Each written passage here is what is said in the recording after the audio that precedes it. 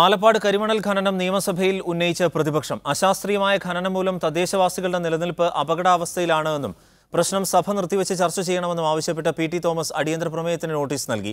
പ്രശ്നപരിഹാരത്തിന് സർക്കാർ ഇടപെടുന്നില്ല എന്നും പ്രതിപക്ഷം കുറ്റപ്പെടുത്തി. എന്നാൽ ഗൾഫിന് പെട്രോൾ പോലെയാണ് കേരളത്തിന് കരിമണലെന്നും നിയമസഭാ പരിസ്ഥിതി കമ്മിറ്റി പോലും ഖനനം നിർത്തണമെന്ന് പറഞ്ഞിട്ടില്ലെന്നും വ്യവസായ മന്ത്രി മറുപടി നൽകി.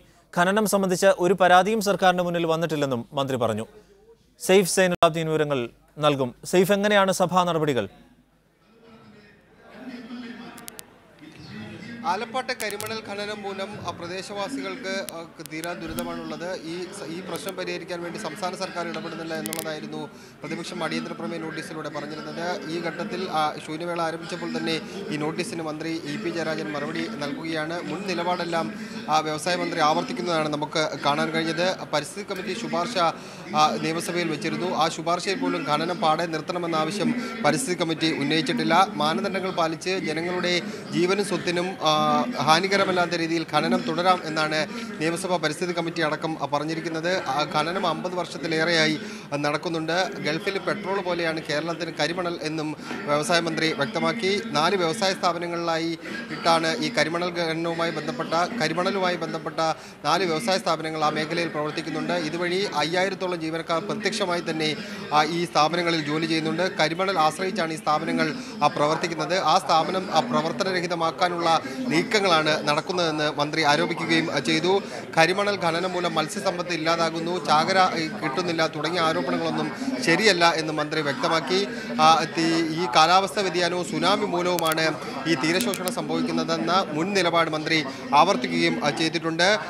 ഈ സീ വാഷിംഗ് കാരണമാണ് അവിടുത്തെ പ്രശ്നങ്ങളെന്നാണ് അന്ന് യോഗത്തിൽ പങ്കെടുത്ത ആൾക്കാർ പറഞ്ഞിരുന്നത്. അതിൻ്റെ അടിസ്ഥാനത്തിൽ 1 മാസത്തേക്ക് സീ വാഷിംഗ് നിർത്തിവെച്ച് അതേക്കുറിച്ച് പഠനം നടത്താൻ വേണ്ടി ഒരു സമിതിയെ നിയോഗിച്ചു. എന്നിട്ടും സമരം തുടർന്നു കൊണ്ടുപോവുകയാണ്. 5000-ഓളം ജീവനക്കാരെയും അവരുടെ കുടുംബങ്ങളെയും അവരുടെയും ജീവനോപാധിയാണ് ഈ കരിമണൽ. അത് ഇല്ലാതാക്കാൻ വേണ്ടി എന്തിനാണ് ഇവർ സമരം നടത്തുന്നതെന്ന ചോദ്യം കൂടി മന്ത്രി മുന്നോട്ട് വെക്കുന്നുണ്ട്. ആലപ്പാട്ടെ ജനങ്ങൾക്ക് എന്തെങ്കിലും ബുദ്ധിമുട്ടുണ്ടെങ്കിൽ അത് പരിഹരിക്കാൻ സംസ്ഥാന സർക്കാർ തയ്യാറാണ്. എന്താണ് അവരുടെ പ്രശ്നമെന്ന് പഠിക്കട്ടെ, എന്നിട്ടും അവർ സമരം നിർത്താൻ തയ്യാറാകുന്നില്ല എന്നാണ് മന്ത്രി ആരോപിക്കുന്നത്. അതുപോലെ തന്നെ ഖനനം സംബന്ധിച്ച് സംസ്ഥാന സർക്കാരിന് മുമ്പിൽ ഇതുവരെയും ഒരു പരാതി പോലും ലഭ്യമായിട്ടില്ല എന്നും മന്ത്രി പറയുന്നുണ്ട്. എന്തായാലും മുൻ നിലപാടിൽ വ്യവസായ മന്ത്രി ഉറച്ചു നിൽക്കുകയാണ്. ഖനനവുമായി ബന്ധപ്പെട്ട സമരത്തെ മന്ത്രി പൂർണ്ണമായും തള്ളിക്കളയുന്നു. അല്പസമയത്തിനകം തന്നെ അടിയന്തര പ്രമേയത്തിന് അവതരണാനുമതി തേടിക്കൊണ്ട് പി.ടി. തോമസ് സംസാരിക്കും. അതായത് പൂർണ്ണമായും ഖനനം നിർത്തിവെക്കണമെന്ന ആവശ്യമാണോ പ്രതിപക്ഷം ഉന്നയിക്കുന്നത്? സെയ്ഫ്,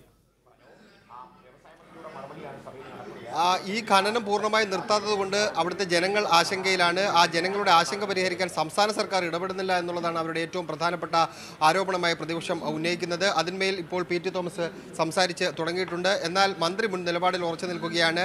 തീരശോഷണം സംഭവിച്ചിരിക്കുന്നത് ഈ കരിമണൽ ഖനനം മൂലമല്ല, കാലാവസ്ഥാ വ്യതിയാനവും സുനാമി മൂലവുമാണ് ഈ തീരശോഷണം സംഭവിച്ചിരിക്കുന്നത്. സീ വാഷിംഗ് മൂലമല്ല ഇതുമായി ബന്ധപ്പെട്ട പ്രശ്നങ്ങൾ ഉണ്ടായിരിക്കുന്നതെന്ന് മന്ത്രി വ്യക്തമാക്കുകയും ചെയ്തിട്ടുണ്ട്. എന്തായാലും സമരത്തെ പൂർണ്ണമായും മന്ത്രി തള്ളിക്കളയുന്നു. ഏതെങ്കിലും തരത്തിൽ ഈ ഖനനം പൂർണ്ണമായും നിർത്തുന്നതോട് സംസ്ഥാന സർക്കാർ യോജിപ്പല്ല എന്ന് മന്ത്രി തുടർച്ചയായി തന്നെ വ്യക്തമാക്കുകയും ചെയ്യുന്നുണ്ട്. നിയമസഭാ പരിസ്ഥിതി സമിതിയുടെ ശുപാർശകൾ നടപ്പിലാക്കും അതുപോലെ എന്ന് നേരത്തെ തന്നെ മിനിസ്റ്റർ ഇക്കാര്യത്തിൽ പറഞ്ഞിരുന്നതാണ്. മേഴ്സിക്കുട്ടിയമ്മയും അത് ആവർത്തിച്ചിരുന്നതാണ്. ഈ നിലപാട് തന്നെയാണോ സർക്കാരിൻ്റേത്? മന്ത്രി ഇപ്പോൾ പറഞ്ഞിരിക്കുന്നത് ഈ സമരത്തിൽ ബാഹ്യശക്തികൾ ഇടപെട്ടു എന്നാണ്. മുൻ നിലപാട് തന്നെ മന്ത്രി വീണ്ടും ആവർത്തിക്കുന്നു.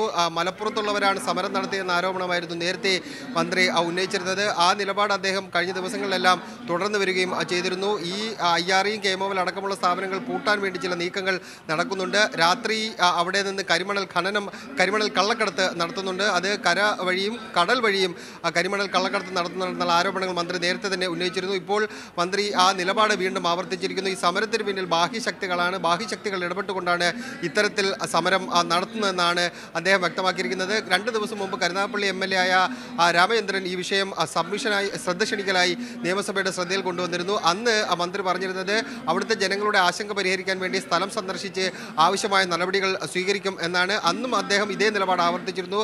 സമരത്തിന് പിന്നിൽ മറ്റു ചില ഗൂഢലക്ഷ്യങ്ങൾ ഉണ്ട് എന്നാണ് മന്ത്രി അന്നും പറഞ്ഞിരുന്നത്. എന്നാൽ ഇതിന് പിന്നിലെ ഗൂഢലക്ഷ്യം എന്താണ്, ആരാണ് ഈ സമരത്തിന് പിന്നിൽ തുടങ്ങിയ കാര്യങ്ങൾ ഒരു വ്യക്തത മന്ത്രി കഴിഞ്ഞ ദിവസങ്ങളൊന്നും വരുത്തിയിട്ടില്ല. ആ നിലപാട് മന്ത്രി ഇന്നും ആവർത്തിച്ചിരിക്കുന്നു. സമരത്തിന് പിന്നിൽ ബാഹ്യശക്തികൾ ഉണ്ട്. ആ സ്ഥാപനം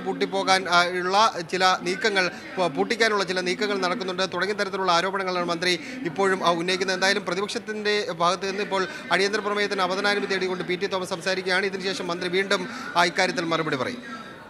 സെയ്ഫ് സൈനുലാബ്ദീൻ നിയമസഭയിൽ നിന്ന്.